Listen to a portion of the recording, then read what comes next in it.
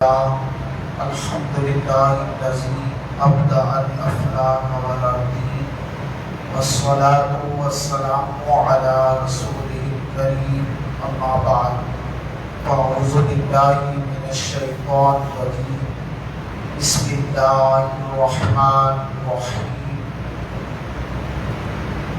يا أيها الذين آمنوا اتقوا الله وابتغوا إليه الوسيلة آمنت بالله صدق الله المولانا العظيم وبلغنا رسوله النبي الأمين الكريم ونحن على ذلك لمن الشاهدين والشاكرين والحمد لله رب العالمين.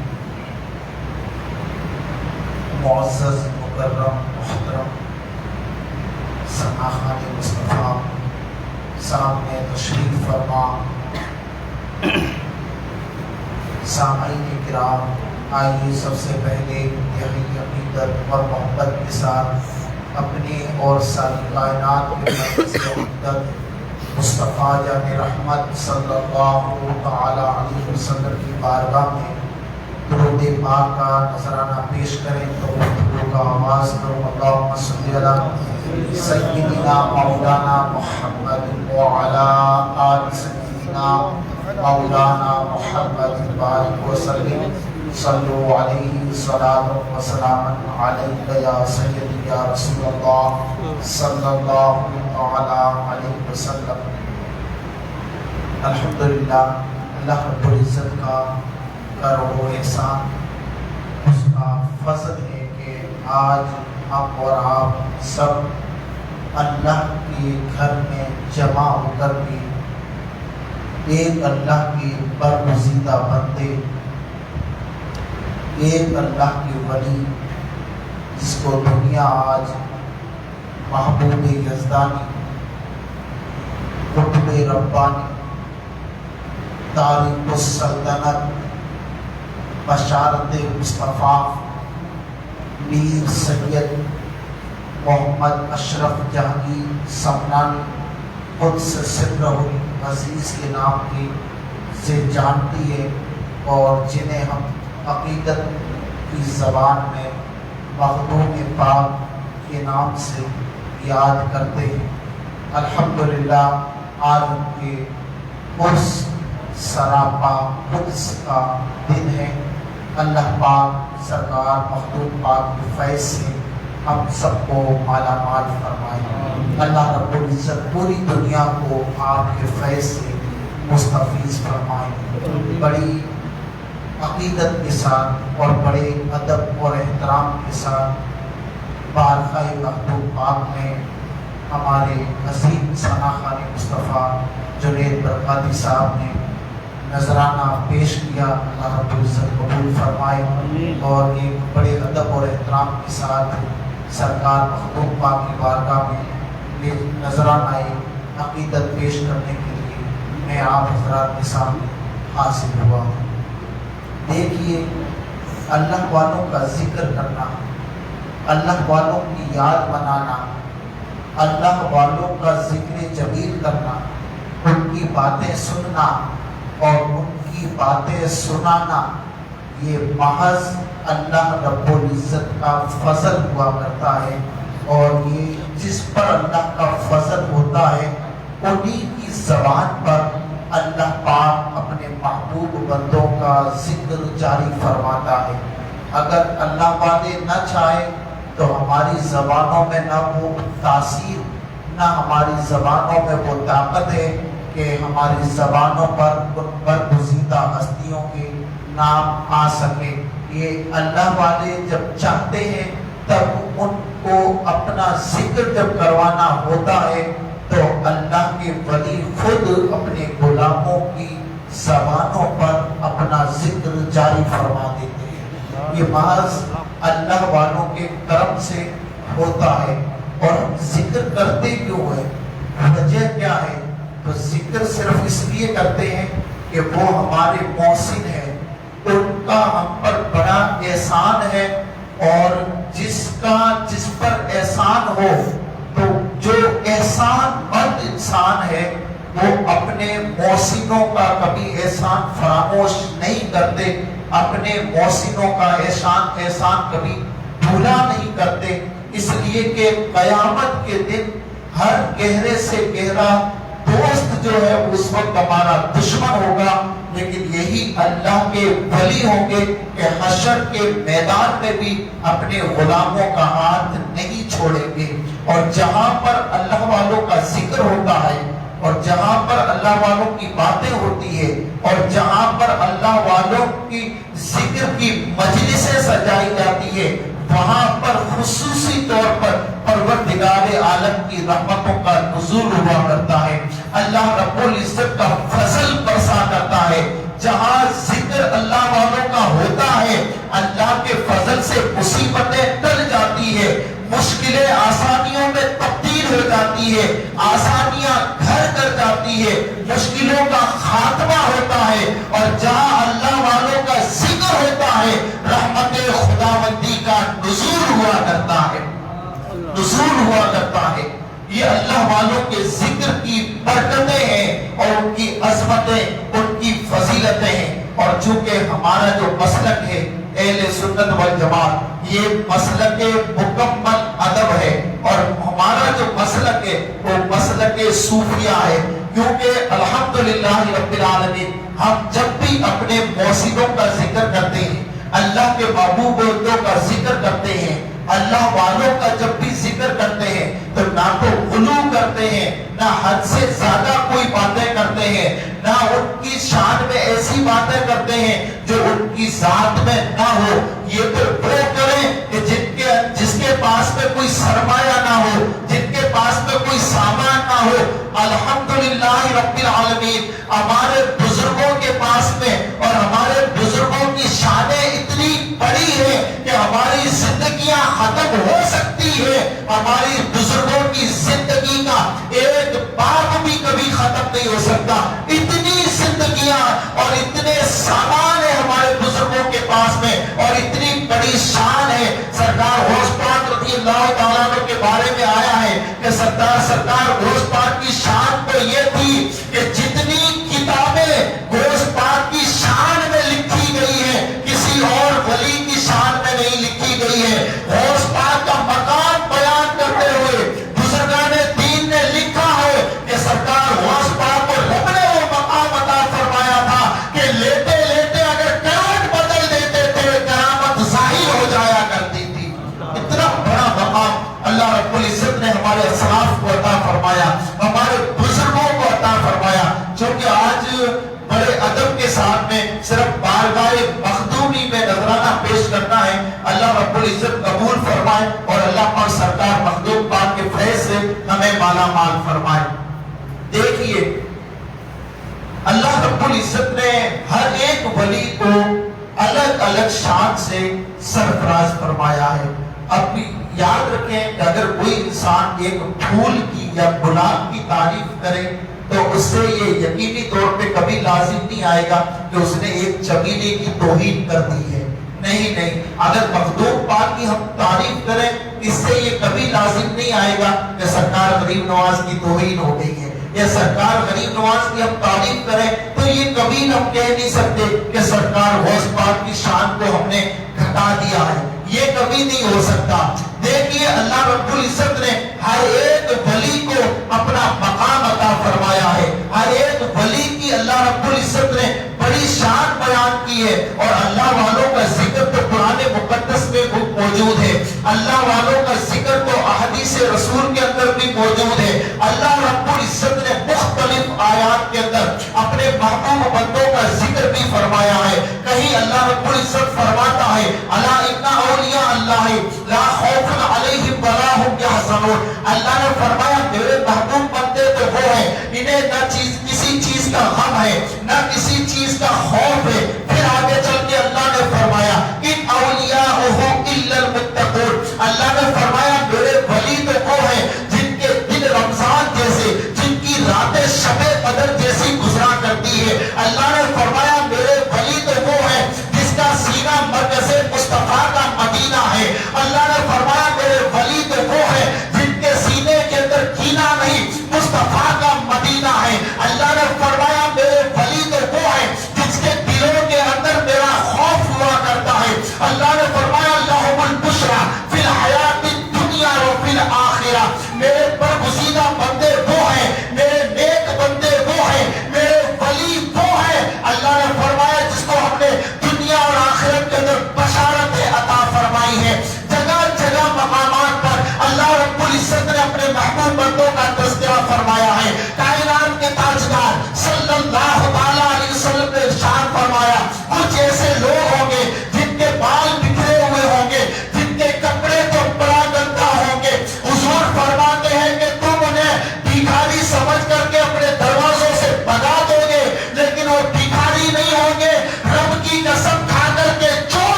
ان اولیاء اللہ لا خوف علیہم ولا هم یحزنون، وہ صرف اللہ کے نیک بندے، اللہ کے ولی ہوں گے، اور قیامت کے دن حضور نے فرمایا ان کے چہرے 14ویں رات کی طرح چمکتے، 14ویں رات کے چاند کی طرح چمکتے ہوں گے، اور قیامت کے میدان میں ان پر نبی بھی رشک کریں گے اور ان پر شہید بھی رشک کریں گے، جبکہ وہ نبی بھی نہیں ہوں گے، شہید بھی نہیں ہوں گے۔ فرشتے پوچھیں گے مولا یہ کون ہے جو نہ نبی ہے نہ شہید ہے؟ اللہ فرمائے گا یہ میرے نیک بندے اور میرے یہ ولی ہے۔ اللہ رب العزت نے اپنے ولیوں کو اتنا بڑا مقام عطا فرمایا۔ ایک چیز یاد رکھیں، اللہ رب العزت کسی جاہل کو کبھی ولایت نہیں دیتا ہے، کسی جاہل کو کبھی ولایت نہیں دیتا ہے، پہلے اسے علم کی دولت عطا فرماتا ہے، جب ظاہری علم مکمل کر لیتا ہے تب جا کر کے اللہ رب العزت اسے ولایت کی منزلوں سے سرفراز فرماتا ہے۔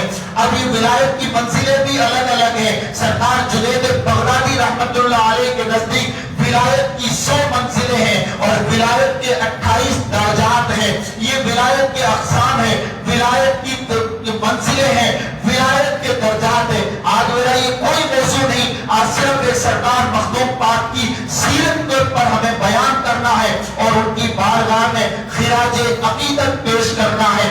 عرض یہ کر رہا تھا کہ اللہ رب العزت جب کسی کو ولایت دیتا ہے یا اپنی بارگاہ کا کسی مقرب بنانا چاہتا ہے تو کسی جاہل کو کبھی ولی نہیں بناتا ہے۔ اللہ رب العزت کسی بندے پر فضل فرماتا ہے، اس پر مہربانی فرماتا ہے تو پہلے ولی بنانے سے پہلے اللہ رب العزت اسے علم عطا کرتا ہے، اور جب علوم و فنون کی ساری منزلیں ظاہری جب وہ طے کر لیتا ہے تب اللہ رب العزت اسے ولایت عطا فرماتا ہے۔ اب چاہے وہ علم کتابوں کے ذریعے ملے، چاہے کسی بزرگ کا سینے سے سینہ مل کر کے عطا کر دے، اس لیے کہ علم صرف وہ نہیں جو کتابوں سے آتا ہے، علم وہ بھی ہوا کرتا ہے جو اللہ کے نیک بندے سینہ ملاتے ہیں تو علم کی دولت عطا فرما دیتے ہیں۔ یہ واقعہ ہے اور مشاہدہ بھی ہے، بزرگوں نے لکھا بھی ہے، اور اعلیٰ حضرت علیہ رحمت رضوان نے بھی فرمایا ہے کہ صرف وہ علم نہیں جو کتابوں سے حاصل ہو، علم وہ بھی ہے جو سینے پر سینہ منتقل ہوتا رہتا ہے، پیما سے منگائی جاتی ہے، سینوں میں چھپائی جاتی ہے، توحید کی میں پیالوں سے نہیں نظروں سے پلائی جاتی ہے۔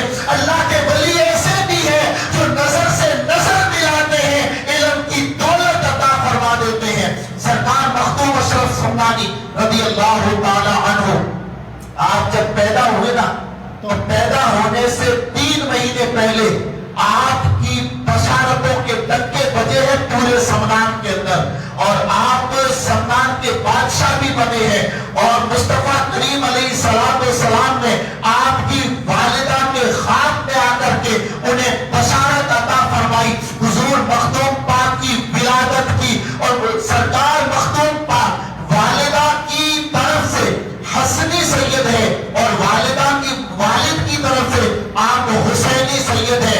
پتہ چلا سرکار مخدوم پاک نجیب الطرفین یعنی سید حسنی سید بھی ہے اور حسینی سید بھی ہے۔ سرکار مخدوم پاک رضی اللہ تعالیٰ عنہ جب پیدا نہیں ہوئے تھے تو 3 مہینے پہلے سمنان کے غوث، سمنان کے کتب، سمنان کے منصور اور سمنان کے بڑے بڑے اولیاء اللہ رات کی تنہائی کے اندر جس طرح ایک چوکیدار صدا لگایا کرتا ہے، اس انداز میں صدا لگاتے تھے، ہوشیار ہو جاؤ، خبر ہو جاؤ، خبردار ہو جاؤ، مخدوم سمنا یا اشرف سمنا کی ولادت ہونے والی ہے یا ان کی آمد ہونے والی ہے۔ اس زمانے کا ایک قانون تھا، ایک قاعدہ تھا، اور آج بھی آپ دیکھیں بڑے بڑے شہروں کا جو مشاہدہ کریں گے تو وہ شہر جو ہوا کرتے تھے پہلے 4 دیواریوں کے اندر محدود ہوا کرتے تھے، پوری چاروں طرف 4 دیواری ہوا کرتی تھی اور پھر ایک بڑا گیٹ ہوا کرتا تھا جس سے لوگوں کا آنا جانا رہتا تھا۔ اور آج بھی جو بڑے بڑے شہر ہیں جس کی نشانیاں آج بھی موجود ہیں، وہی 4 دیواریاں پہلے کی موجود ہیں تاکہ لوگ حملہ نہ کریں، باہر سے کوئی ڈاکو نہ آئے، کوئی چور نہ آئے۔ یہ سیفٹی کے طور پہ یہ دیواریں ہوا کرتی تھی۔ ایک چوکیدار جو شہر کی رات پر رکھوالی کرتے، ان کا بیان ہے کہ رات کا جب آخری حصہ گزر گیا تو اس وقت میں نے دیوار کے اس پار دیکھا کہ رات کو زور زور سے کوئی آوازیں لگا رہا تھا، سمنان والوں خبردار ہو جاؤ، ہوشیار ہو جاؤ، اشرف سمنا کی آمد ہونے والی ہے۔ انہوں نے کہا میں چونک گیا کہ یہ اشرف سمنا ہے کون، یہ کس کی آمد کی بات ہو رہی ہے۔ میں نے دیوار کے اس طرف جا کر کے دیکھا تو جو اس طرف صدا لگا رہا تھا وہ دیوار کے اندر آ کر کے صدا لگا رہا ہے، لوگوں ہوشیار ہو جاؤ،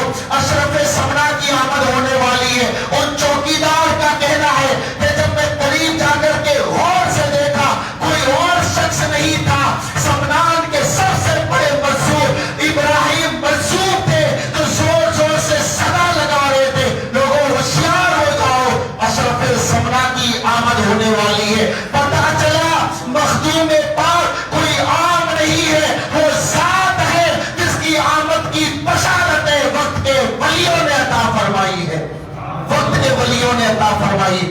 اور جب مخدوم پاک پیدا ہوئے اور پیدا ہونے کے بعد میں جب آپ کی عمر 7 سال کی ہوئی، مخدوم اشرف کی جب 7 سال کی عمر ہوئی تو 7 روایتوں کے مطابق آپ نے قرآن پڑھنا سیکھا، یعنی 7 روایت کے مطابق آپ قرأت سبا کے قاری بنے اور حافظ قرآن محض مخدوم پاک نے 7 مہینے کے اندر حفظ فرمایا۔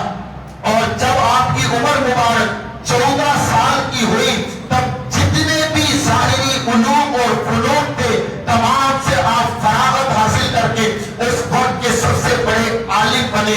اور جب آپ مکمل طور پر ظاہری علوم اور فنون سے فارغ ہو گئے تو آپ کی اب تربیت کے لیے کوئی عام انسان نہیں، کوئی اور آدمی نہیں، بلکہ حضرت خضر علیہ السلام کی ڈیوٹی لگی جو آپ کی تربیت فرماتے رہے۔ حضرت خواجہ اویس کرنی رضی اللہ تعالیٰ عنہ کی روح آپ کی تربیت فرمانے کے لیے آیا کرتی تھی۔ یہ سرکار مخدوم پاک کی ذات ہے کہ آج ایک انسان فخر کرتا ہے اور ایک انسان آج غرور کرتا ہے کہ یار میں وہ ہوں کہ میری تربیت کسی ولی نے فرمائی ہے، میں وہ ہوں جس کی تربیت میرے پیر نے فرمائی ہے یا میرے کسی کامل استاد نے فرمائی۔ ارے وہ اپنی جگہ پر ہے لیکن مخدوم پاک کی وہ ذات ہے جس کی تربیت خضر علیہ السلام نے بھی فرمائی ہے، اویس کرنی نے بھی فرمائی ہے، وقت کے بڑے اولیاء نے بھی فرمائی ہے۔ سرکار مخدوم پاک اب یاد رکھیں یار، آج میں پڑھ رہا تھا ایک کتاب کا مطالعہ وہ کر رہا تھا، اس کے اندر ایک بڑی گزب باریک بات آئی۔ حضرت عبد الرحمن چشتی رحمت اللہ علیہ فرماتے ہیں کہ جب میں مخدوم پاک کے آستانے پر حاضر ہوا ہر مرتبہ میں نے خضر علیہ السلام کو وہی پایا ہے۔ اللہ اکبر، جس کے آستانے کا حال یہ ہے۔ ہاں آپ کہہ سکتے ہو کہ صاحب یہ کیسے ممکن ہو سکتا ہے، ہم نے کبھی نہیں دیکھا۔ دوست وہ آنکھ تو پیدا کر، جب عبد الرحمن چشتی کی آنکھ پیدا ہو گئی تو پھر خضر علیہ السلام بھی نظر آنے لگ جائیں گے۔ پہلے آنکھ تو پیدا کرو۔ فرماتے کہ جتنی مرتبہ میں نے مخدوم پاک کی بارگاہ میں حاضری دی ہے ہر مرتبہ میں نے حضرت خضر علیہ السلام کو آستانے پر حاضر پایا ہے۔ یہ سرکار مخدوم پاک رضی اللہ تعالیٰ عنہ کی شان ہے۔ جب آپ تمام علوم اور فنون سے فارغ ہو کر کے آپ تخت سلطنت پر جلوہ افروز ہوئے ہیں اور 1-2 سال نہیں ایک لمبے عرصے تک آپ نے سلطنت کو بھی سنبھالا ہے، لیکن اس سلطنت پر بیٹھنے کے باوجود بھی آپ کو سکون نہیں تھا اور اس سلطنت پر بیٹھنے کے باوجود بھی آپ کو چین نہیں تھا، آپ کو قرار نہیں تھا۔ سرکار مخدوم پاک ہمیشہ بے چین رہتے تھے۔ تخت سلطنت کے مالک تھے، سمنان کے بادشاہ تھے، بادشاہی آپ کے ہاتھ میں تھی، حکومت آپ کے قدموں میں تھی، سب کچھ تھا، لیکن اس کے باوجود بھی آپ نے سلطنت کو ٹھوکر مارا اور آپ تاریخ السلطنت بنے۔ لوگوں نے کہا کہ مخدوم آپ کر کیا رہے ہیں، آپ سلطنت کو چھوڑ رہے ہیں جو آپ کے آبائی معاملہ ہے اور آپ کا یہ پشتے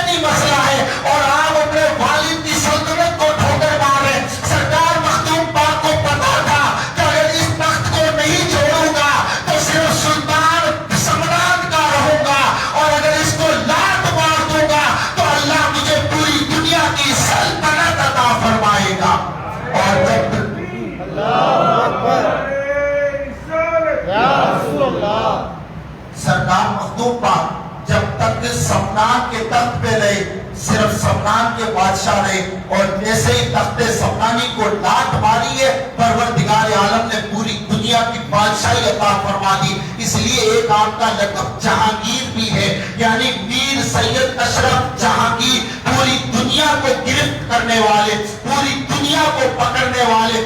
آپ کی صرف 15 یا 16 سال کی عمر ہے، سمنان پر چنگیزیوں کا حملہ ہوتا ہے۔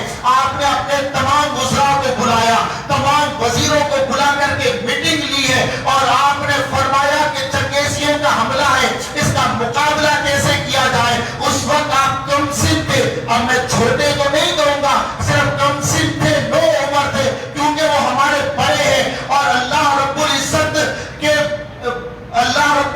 کے ولی بھی ہے، اور اپنے وقت کے شہنشاہ بھی ہے۔ محض 15 یا 16 سال کی آپ کی عمر ہے، تو سارے وزیروں کو بلایا ہے، بلا کر کے آپ نے مشورہ لیا، مجلس مشاورت آپ نے قائم کی، اور فرمایا کہ چنگیزیوں کا حملہ ہے، مقابلہ کس انداز سے کیا جائے۔ تو ساروں نے مشورہ یہ دیا، دل میں یہ خیال دیا تھا کہ حضرت ابھی چھوٹے ہیں، کس کس سے جا کر کے لڑیں گے۔ تو کہا کہ حضرت آپ نہ جائیں، آپ یہی رہیں، اور آپ فوج کو بھیج کر کے آپ ان سے لڑائیں، اور آپ کہیں کہ جا کر کے چنگیزیوں کا مقابلہ کریں۔ جب یہ کہا تو سرکار مخدوم پاک جلال میں آئے، اور آپ نے فرمایا کہ آپ کھل کر کے مجھے نہیں بتا رہے ہو، آپ شاید میری کم سنی یا کم عمر پر ترس کھا کر کے کہہ رہے ہو کہ محض 15-16 سال کا بچہ ہے، یہ کیسے جا کر کے لڑے گا۔ اس لیے کہہ رہے ہیں کہ فوج کو جا کر کے لڑاؤ، اور وہی جا کر کے چنگیزی کا مقابلہ کریں گے۔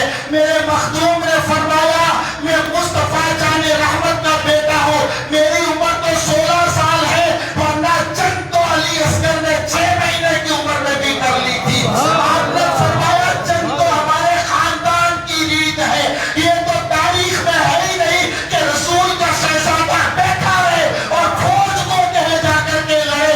اللہ اکبر۔ فرمایا کہ میں علی شیر خدا کی اور کچھار کا شیر ہوں، یہاں تو پیدا ہوتے ہی شیر نظر آتا ہے۔ آپ اٹھا کر کے دیکھ لیں، حضرت علی کا لقب ہے حیدر، حیدر کے معنی بھی شیر ہے۔ ایک بیٹے حضرت علی ہے، حضرت علی کے بیٹے عباس ہے، جن کا معنی بھی شیر ہوا کرتا ہے۔ اللہ اکبر۔ اس خاندان میں تو پیدا ہونے والا بھی شیر پیدا ہوا کرتا ہے۔ اس لیے حضرت علی نے ایک جنگ میں فرمایا تھا کہ میں شیر ہوں، خدا نے خدا کا شیر ہوں، میری ماں نے میرا نام حیدر کرار رکھا ہے۔ اللہ اکبر۔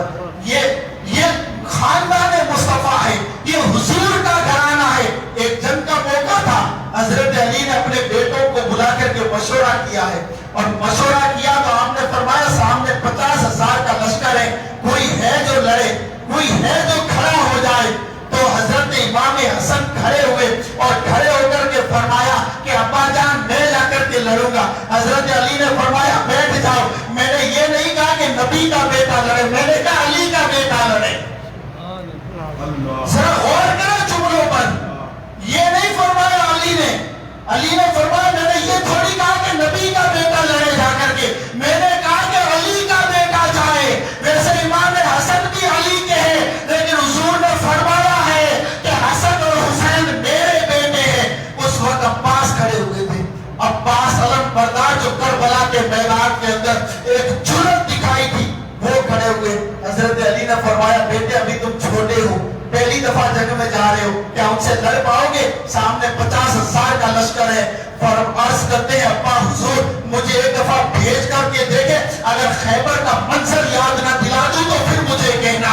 اللہ اکبر۔ یہ حضرت علی کا گھرانہ ہے، یہاں تو پیدا ہونے والا بھی شیر ہوا کرتا ہے۔ حضرت علی نے جب کوفہ کے اندر دعوت کی تھی نا، تو ایک نوجوان آیا تھا، اور آ کر کے سوچنے لگا کہ میں اس علی کو آج دیکھوں تو صحیح جس نے بائیں ہاتھ سے خیبر کو اکھاڑا تھا، جو 40 لوگ اس کو اٹھا نہیں سکتے۔ حضرت علی دور بیٹھے ہوئے تھے، کبھی دیکھا نہیں تھا حضرت علی کو، دور بیٹھے ہوئے تھے مولا علی۔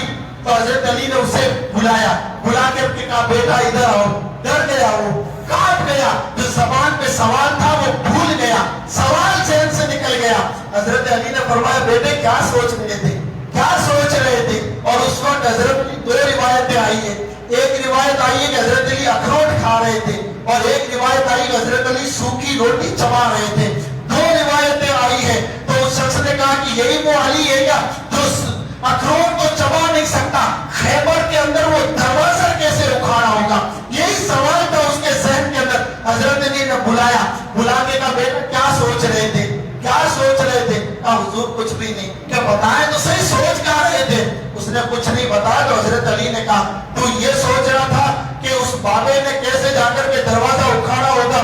سوکھی روٹی تو چبا نہیں سکتا, اخروٹ تو کھا نہیں سکتا, کیسے وہ دروازہ اکھاڑا ہوگا؟ حضرت علی نے مسکرا کر کے فرمایا.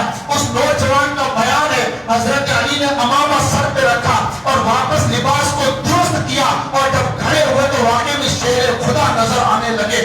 حضرت علی نے فرمایا کہ چھوڑ اخروٹ اور سوکھی روٹی کی بات, اگر کوئی خیبر ہو تو لا آج بھی اکھاڑ کے پھینک دوں گا. یہ یار علی کا گھرانہ ہے, یہ علی کا گھرانہ ہے. حضرت علی کے بیٹے بھی ماشاءاللہ زیادہ تھے, قریب روایت میں آیا کہ حضرت علی کے 20 کے قریب بیٹے تھے. حضرت علی کے ارے یار یہ اب اتنا چلا ہے کہ ہم دو ہمارے دو, یہ اتنے تو اب چلے ہیں, ورنہ ہمارے بزرگوں کی تاریخ اٹھا کر کے دیکھ لیں.